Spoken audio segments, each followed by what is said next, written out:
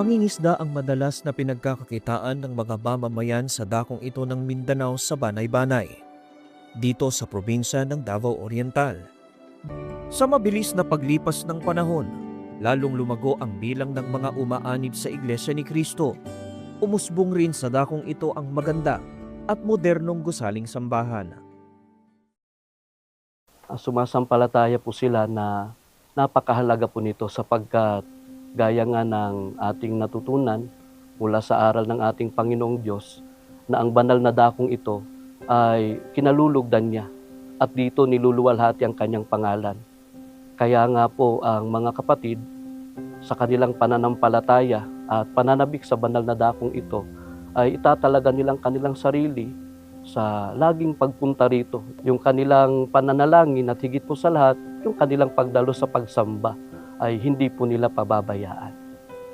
Sumasampalataya ang mga kapatid sa dakong ito sa kahalagahan ng ganitong mga gusaling sambahan, kaya gayon na lamang ang kanilang kasabikan na mag-alay ng kapurihan sa Panginoong Diyos sa pagsamba bilang pagtatalaga sa edipisyong ito. Ang tanging pagsamba ay pinangasiwaan ni kapatid na Noel Bucario, tagapangasiwa ng distrito. Kami po ay nagpapasalamat higit sa lahat sa ating Panginoon Diyos sapagkat ay nahayag ang kanyang kapangyarihan na ihahandog po ang inaasam-asam po naming bago at napakagandang gusaling sambahan. Masaya po dahil pinapangarap po namin magkaroon ng bagong sambahan po. Dito po kami nagsasamba, dito po kami nanghingi ng tulong po sa Panginoon po.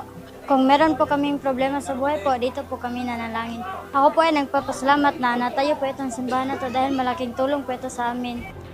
Napakahalaga po para sa mga kapatid ng Iglesia ni Cristo ang gusaling sambahan dahil sa naunawaan po ng mga kapatid natin ang itinuro po ng namamahala na ang gusaling sambahan, una, ang nag-utos po nito na itayo ay ang ating Panginoong Diyos sapagkat ito ay nakalulugod sa Kanya. Kung bakit po siya nalulugod? Sapagkat ang sabi mismo ng Diyos, nagagawa dito sa gusaling sambahang ito ang pagsambang nararapat sa Kanyang napakabanal na pangalan. Lubos na ipinagpapasalamat ng mga kapatid, lalo na ng mga kaanib sa Iglesia ni Cristo na mga nauna sa dakong ito, na nakasaksi sa pag-unlad hindi lamang ng kanilang lupang pinagtubuan, ngunit naging saksi rin sa pag-unlad ng Iglesia, ang pagkakaroon nila ng mas maganda at modernong gusaling sambahan.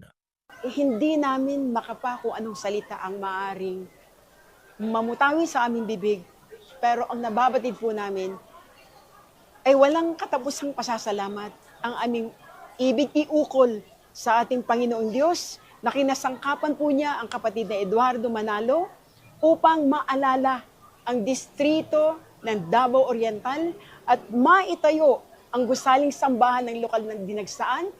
Kaya sa ngalan po ng mga kapatid, lalo na po ng mga may tungkulin, taos sa puso ang aming pasasalamat sa walang katapusan, walang humpay na biyaya na ipinagkaloob po sa lokal ng Dinagsaan. Sa Diyos po ang kapurihan.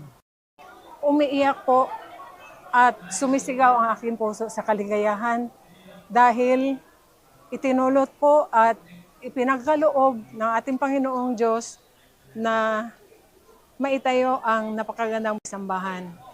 Pinagpapasalamat po namin sa aming tagapamahalang pangkalahatan, kapatid na Eduardo Manalo, at sa lahat po ng mga kapatid na tumulong upang maitayo ang sambahan na ito. Higit sa lahat po na pinagpapasalamat namin sa Panginoong Diyos na binigay niya ang biyaya na ito po. Ayon sa kanila, ang pananampalatayang kanilang minana sa kanilang mga magulang ang siyang lagi nilang pakaiingatan at kanilang ipamamana rin sa kanilang sambahayan. Ayon sa mga kapatid, ng ganitong mga sambahan na ipinatatayo sa pangunguna ng pamamahala ng Iglesia ni Cristo ang siyang kanilang magiging kanlungan sa panahon ng mga pagsubok sa buhay. At dito sila dudulog para sa kanilang pangangailangan sa ikatatag ng kanilang pag-asa at pananampalataya. Kanilang paninindigan na anuman ang mangyari, sila ay maglilingkod sa Panginoong Diyos hanggang sa kanilang tamuhin ang pangakong kaligtasan.